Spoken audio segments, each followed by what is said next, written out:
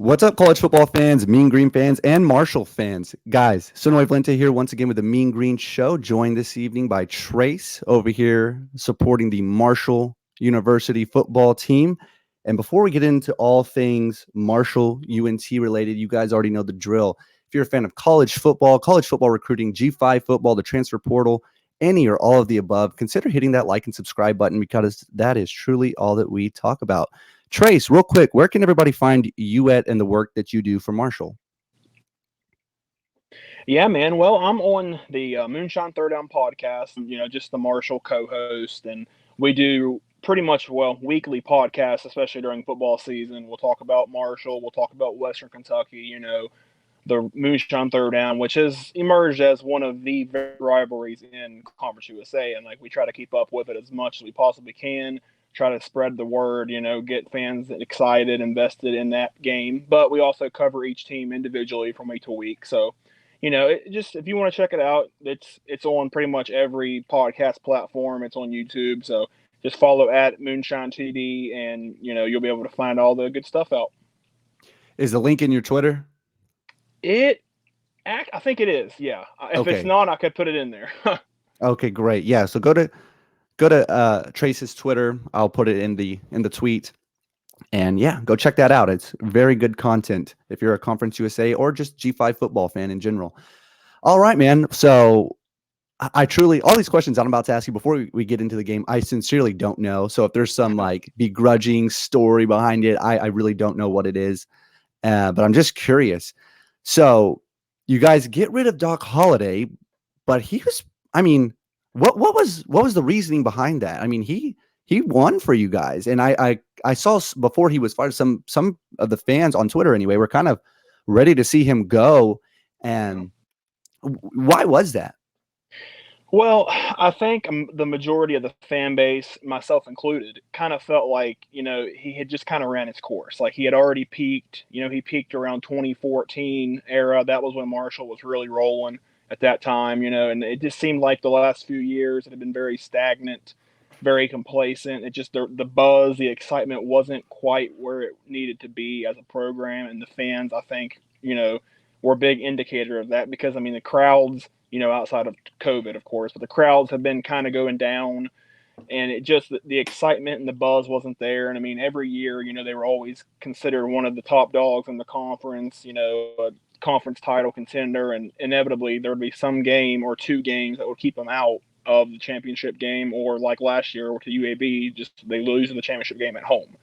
And it just, the not meeting expectations, being stuck in that 7 to 8 win mark every year kind of grew restless with a lot of the fan base. And I mean, Marshall's a extremely proud program that's had a lot of success in the past. And, fans see Conference USA, quite frankly, as a pretty weak conference. And, I think most of us would, agree to an extent. I mean, it is the bottom of the conference is pretty bad, but the top of the conference, there's actually good quality programs year in and year out. Those are consistently good programs, but for the most part, the common college football fan will not view Conference USA in a very positive light. And Marshall was not winning conference titles, and that is always and will always be the expectation, is to win a conference title. And unfortunately, they only won one under Doc Holliday. Played for three, only won one. So that was really kind of where the crux of it a little bit. But I think they just needed a swift kick in the pants, for lack of a better term, and I think Charles Huff's going to provide that. It's not going to be immediate, because everything's different, but after he starts getting some of his own players in there, I think you'll see a big difference. Yeah, I mean, you mentioned you guys won one, played for three conference championships under Doc Holliday, and I gotta say, you guys are a little bit spoiled, man. We're over here. We would love as North Texas fans to say the same. I can't even tell you. We've played for one, won the West once, Yeah. with Seth Luttrell, and man, I would not mind to have the years that you guys have had. So, and what you kind of alluded to leads me into my next question is the feeling of Charles Huff, and kind of like you said, I mean, you guys have taken a brief step back, but are you pleased with that, or were the expectations come in and win the conference in the next 2 years, or what were the expectations for Huff? And Are they being met? Is he maybe under delivering? What's the vibe towards Coach Huff amongst the Marshall faithful? Well, I mean, I think honestly now looking at it, expectations were a little unrealistic by a good portion of the fan base. They kind of thought that he would come in and they'd be, 10 plus wins, a conference title. Some of the fan base thought that. And looking at it now, I don't really think that's exactly realistic. I mean, the jury's still out on how the season will turn out, but they've been very up and down so far. I mean, that's to be expected, I guess, with a new coach, his first ever head coaching gig, totally new staff, new offense, new defense. So everything's new. Even though a lot of the same personnel is the same, it's a new, totally different new system, new program. So it's going to take some time to. Not to mention, he's got an extremely talented recruiting class set to come in for 2022, and it could end up being arguably, maybe not even arguably, the top recruiting class Marshall has ever had, especially numbers wise. I mean, he's the 2022 class for the herd is really, really impressive looking, and that's something that I think you got to keep your eye on for the rest of Conference USA. Is Doc Holliday had created a niche over the years for recruiting, and the last few years it had kind of dwindled a little bit, but now Huff's bringing it right back and taking it prisoners. So I think within the next 2 or 3 years, once his players are in here and developing, you're going to notice a pretty big difference between now and then. Yeah, absolutely. I mean, very much a lot of potential there for sure. So you guys are 3-3. Yep. What's your record? 3-3? 3-3. 3-3. Okay. So I originally had North Texas before the season started. I predicted them to go 4-8 with losses, to you guys was part of that that little 8-loss record I put up. But I did under that expectation, expect you guys to come in stronger than 3-3. Right. So, I mean, you guys, it's the weirdest thing. I mean, you beat the hell out of Navy, and then you play all these schools like Old Dominion and Middle Tennessee. Middle Tennessee is better though this year. They're not the Middle Tennessee of last year, that's for sure. Right. But when you guys beat Old Dominion the way you guys did, a win is a win. I mean, you can't. I'd love to have more wins in our win column, but I mean, what's the feeling of winning like that against a team like Old Dominion?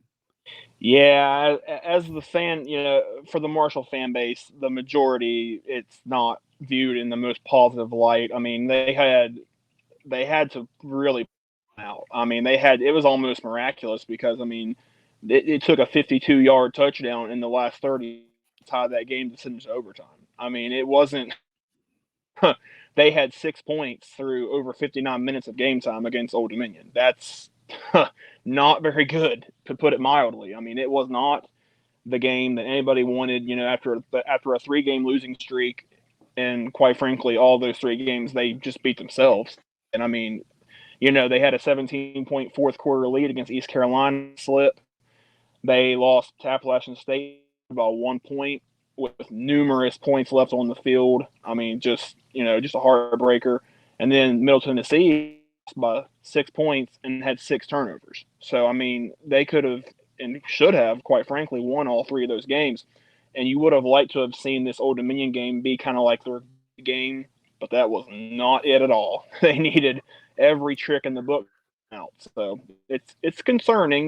They've been very, very up in Jekyll and Hyde this year. So I don't know what is, quite frankly. Like they came out of the gates really strong, in the first 2 games, and most of the East Carolina game they looked pretty good, but then they just let it slip. And since then they have not been the same team. So we don't really know who this team is yet. Yeah, was that App State loss the most heartbreaking on the slate so far? Well, honestly, for me, the East Carolina game is because you're up 17 points in that game in the fourth quarter, and you're driving, and you have the chance to go up 45-21 and put it away, and they couldn't do it. And there was, even at one game, they had a receiver going into the end zone for a touchdown. The ball comes out, and it goes to East Carolina as a touchback. So, I mean, that game right there, if they pull that game out 3-0, really, in my opinion, changes the last month of the season, like, the last 3 games. So, like, East Carolina was tough. App State was, of course, tough. But, I mean, it is what it is. It sucks, but, that's just the nature of the business. Yeah, absolutely. And kind of shifting things over to the quarterback, Grant Wells. I don't know if you're familiar with Eric Henry over there at Underdog Dynasty, but I Mm, have, talked with him in the offseason a lot and really come to Grant Wells' defense because I was a fan of his play. I mean, he was good. He yeah. was a true freshman last year, right? He was a redshirt freshman, but it was his first year starting. Okay. So he was a redshirt freshman. All right, but Yeah, either way, I mean, it was his freshman year. I think sometimes we get a little spoiled with seeing these big name guys, coming in yeah, as freshmen and doing well. That's still very rare and hard to do. Whether you're a true freshman or redshirt freshman, whatever you do as a freshman, I feel like is, kind of icing on the cake, especially at the quarterback position where it's so hard to get on the field, and predominantly you only have one of them, hopefully. Um, so last year, the big knock on him around the conference was the turnover things, and I said take away the Rice game where he had what, 4 picks? Is that right? 5, I think.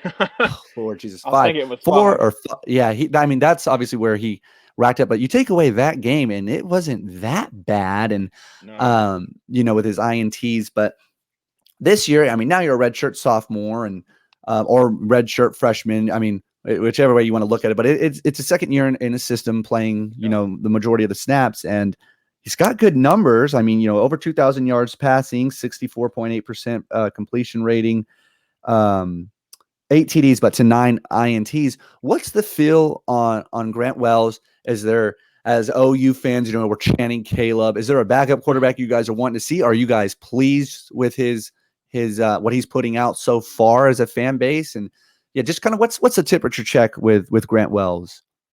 Yeah, I think there's mixed reactions. I mean, he's been impressive, running this new offense, the tempo, and like they tried to do a lot of that, and he's putting the ball up in the air probably 40 to 45 times a game now, essentially, and like throwing it a lot. But the interceptions are a problem. I mean, when you have 9 through 6 games, that. Not all those are on him. Granted, the last game, one of the interceptions, a receiver fell down making his cut, and stuff like that. But you can't you can't have many interceptions, and that's really the knock on him this year. And last year, I think his numbers were 18 touchdowns and 9 picks, and 5 of those picks were in one game. So he really had a really strong freshman year outside of the Rice game. Now, granted, they did lose their last 3 games, but he wasn't great in any of them. But he did enough last year to really impress. And it first team all conference, albeit in a weird COVID year, but still that's impressive as a freshman. But this year, he just, I don't know, he just, put it this way, this last game against Old Dominion, there's a lot of the fan base that was very restless with his play. And if you look at his numbers from the game, they look pretty good, like they look, but a couple picks, he missed some throws.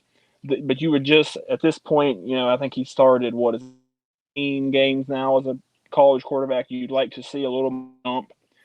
That's really what the fan base is right now. That's kind of receptions improve and have to see him take the next step. That's kind of what fans are hoping for, because the last Marshall quarterback that took a big step from year 1 to year 2 was Rakeem Cato, and they haven't quite had anybody like that since. Yeah, and then obviously moving over to the running back position and Rasheen Ali, he's off to a good start with 11 touchdowns, and I don't have his rushing yards up, but he's averaging 94 a game. And I mean, what are the thoughts on him? I mean, replacing Knox. Did you think Knox was going to leave after last year? Honestly, I did not. I was a little I didn't either. surprised. Yeah, I was surprised too. I mean, he may have left a little too. I mean, who knows? I mean, that's Yeah, injuries could happen, but I mean, whatever. But are the thoughts? I'm sure that was a blow to the fan base. Like, oh no, we're losing one of yeah. our marquee running back. But how has Ali filled his shoes in your guys' eyes? I think he's been superb, and I mean, I think he's been very good so far.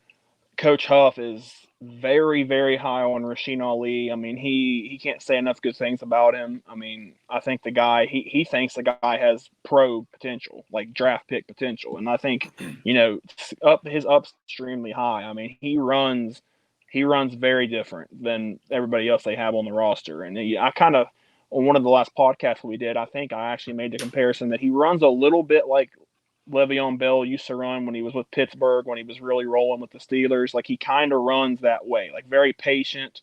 He's good at the cuts. He can find the hole. He's just a very different running back, and he's extremely talented, and like he's a really young guy. So the sky is the limit for him. I think. I mean, I think especially once they get they lost two major players on the offensive line. They lost Kane Madden, who went to Notre Dame, and they lost Josh Ball, who got drafted by Dallas. So I mean, if they get those guys back, Rasheen Ali could be like he could have been a conference player of the year candidate this year. I mean, that line would have been filthy if those two would have been back. But even with the line he's got now, he's still putting up pretty good numbers. So I think the future is very bright for him. How's Madden doing at Notre Dame, real quick? Do you know?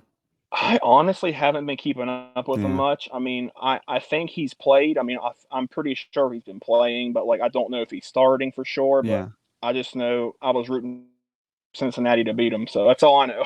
Yeah. Great.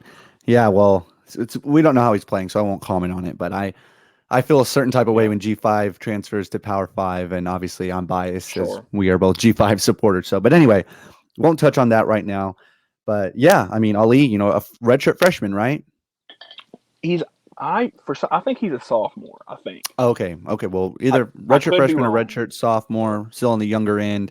I think he came out of Ohio, if I'm not mistaken. I think he went to high school in Ohio. Does that sound right to you? Does I'm not 100% sure, but Yeah, not 100%. Yeah, me neither. But if I remember right, he came out of Ohio and wasn't really the highest rated, running yeah. back in the nest. But anyway, moving things over to this North Texas game. For us, I mean, we're 1-4, and there's a lot of things at stake, to say the least. And this may have just become a 9-1-1 must win. We have Liberty after you guys, and realistically probably won't pull that one off. But I mean, who knows, maybe. But anyway, so this is, again, you guys are 3-3. We're 1-4. You guys, it's more tangible. It's in Denton, and on a Friday night short week, and you guys have to travel. So Hmm. it's a pretty important one for us. I mean, this is kind of, a lot of the fans are kind of saying that this is it. If you want to save this season, win this game. And there's definitely a lot of reasons to agree with that statement. Um, as a Marshall fan, are you concerned about this game at North Texas, or I mean, or is our 1-4 record kind of like, they're 1-4, we're not sweating it too much? I mean, what's your thoughts as a Marshall fan, with this matchup in Denton this Friday night? I'm a Marshall fan, and you're confident. I think you're lying to yourself. I mean, I am. With the way Marshall's been playing lately, I don't have much confidence at all. I mean, they have to go out there and prove to me that they're capable of doing what they're capable of doing. I mean, they have not been playing up to expectations lately. Marshall's woes in the state of Texas have been well documented, throughout Marshall, the program, the media, local media, and everything. I mean, they have struggled playing in the state of Texas, and it's not a new trend. It's been ever since they've been in Conference USA, and that's 2005. I mean, they have only won, I believe, twice in the state of Texas since then. I mean, it's not been pretty. And this is a short week on the road, long trip. I mean, it's not. I mean, when I saw the spread, I think the spread's like 11 in favor of Marshall. I was I think shocked. it's 12. I think it's 12. 12. Maybe I it's moved. mean, yeah, I was shocked. I really couldn't. I was thinking, oh, you definitely take more Texas than that. But because I mean they were favored by 21 against ODU. So I mean, I don't know. Something's not looking right in Vegas there or something. But I don't know. I think Marshall. I mean, I think they're the better, but North Texas can easily beat them. I'm not gonna hide around that because I mean North Texas has had a tough schedule so far. I mean they've played some pretty tough opponents, and if they would have played a little lesser of a schedule, they're probably not 1-4. So I mean this game to me, if you're a Marshall fan, personally I don't have much confidence. I mean I think should air quotes win, but they should a lot of games that they haven't won. We'll see. For sure, for sure. So being that you guys, are 11 or 12, whatever it is, obviously you guys are highly favored in this game. How does North Texas steal a win? What does North Texas have to do to pull this off against Marshall? Like, what are the weaknesses that North Texas needs to exploit to be able to pull this victory off? Yeah, I mean Marshall's run defense, they have been pretty bad this year. I mean, the last few years, that's really what they've hung their hat on defensively is absolutely just shutting down the run. And this year, it's not been the case. I mean, they're giving up well over 200 yards rushing per game. They've been gashed by pretty much everybody, and that's concerning because North Texas, on paper and the stats show that they run the ball pretty well. So that's where I think you can really make a lot of Marshall is if you can get the ground game going. That's going to be big time in North Texas's favor. But I mean, honestly, that's one big thing. And then trying to force turnovers. Marshall has had a lot of problems with turnovers this year. If they can force, multiple turnovers against Marshall, then North Texas has a great, great shot to win the game. So those are really two big factors I think that could go in the Mean Green's favor. Yeah. And I mean, I guess, what's on the stake here is you guys could walk away being 4-3, or you could walk away being 3-4. And those, as we know, as college football fans, that's two very different records. That's very different momentum Big going into the difference. back half of the season. And on our end, I mean, we can come out 1-5, and a lot of people are going to throw their hands up at that point, unfortunately. Or we could hopefully win and come out at 2-4, which is not ideal, obviously, but could kind of set us up for hopefully a potential run. So either way, man, it should be a fun matchup in Denton. I'm hoping. I'm really hoping for a good game, or North Texas could just pull away. That would be cool too. But yeah, I mean, I feel like it is poised for, again, what hopefully should be a good game. But anyway, Trace, I mean, thank you so much for coming on. I appreciate your time. Anything that we need to touch on that we missed? I don't think so. I mean, I think for the 20-ish minutes so far we've been on here, I think we've been pretty thorough, honestly. I'm pretty happy with how it's gone. Absolutely. Well, alrighty. I will talk to you soon, and may the better team win this Friday. Absolutely. Best of luck, man. Thank you. You as well.